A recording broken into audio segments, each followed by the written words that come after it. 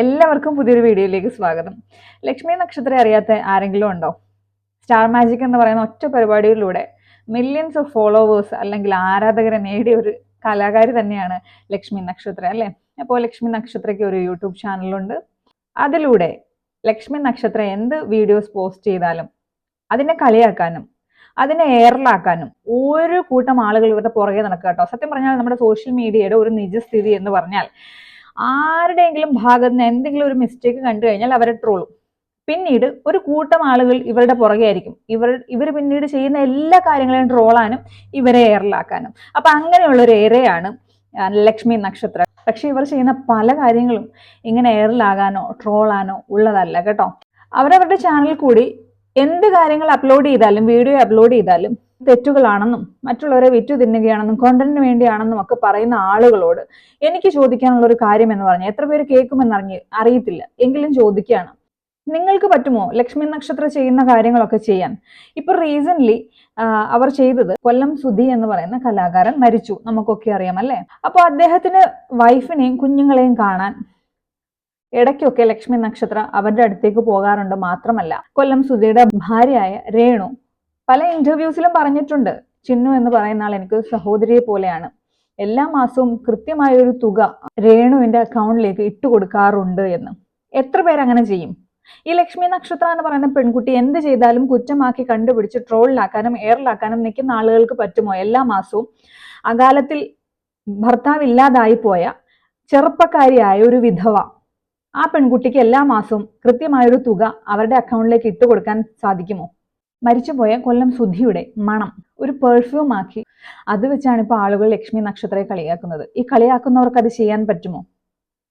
സത്യം പറഞ്ഞാൽ ഈ ഒരു കാര്യത്തെ കളിയാക്കുന്നവർക്ക് യാതൊരു തരത്തിലുള്ള വിവരമോ ബോധമോ ഇല്ല എന്നുള്ളത് തന്നെയാണ് സത്യം കേട്ടോ. സത്യം പറഞ്ഞാൽ ഓരോ മനുഷ്യ ശരീരത്തിനും പ്രത്യേകം സ്മെല്ലുണ്ടല്ലേ. അത് എല്ലാവർക്കും ഒന്നും പെട്ടെന്ന് കിട്ടുകയില്ല.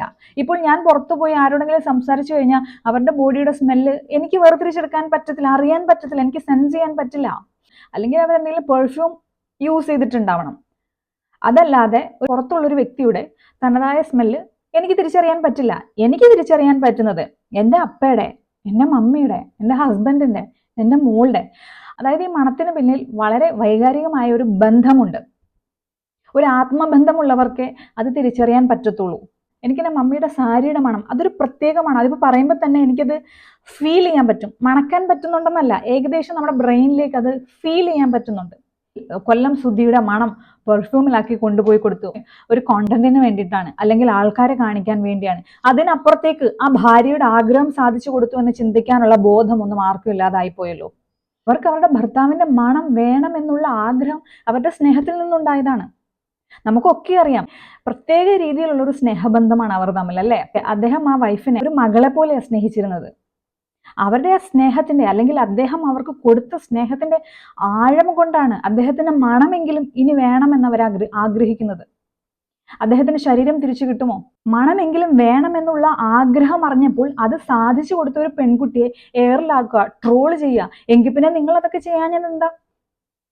ലക്ഷ്മി നക്ഷത്രയുടെ വീഡിയോ കണ്ടപ്പോഴല്ലേ നിങ്ങൾക്കും മനസ്സിലായത് ഇങ്ങനെയൊക്കെ സംഭവങ്ങൾ ഉണ്ടായിരുന്നു എന്ന്. നല്ലത് ചെയ്തു കഴിഞ്ഞാൽ അംഗീകരിക്കാത്ത സോഷ്യൽ മീഡിയ, നല്ലത് ചെയ്താലും ചീത്ത ചെയ്താലും ഒരു തവണ മിസ്റ്റേക്ക് വന്ന ആളാണെങ്കിൽ എന്നേക്കും തെറ്റുകാരി എന്ന് മുദ്ര കുത്തുക, അവർ ചെയ്യുന്ന എല്ലാ കാര്യത്തിനെയും കളിയാക്കുക.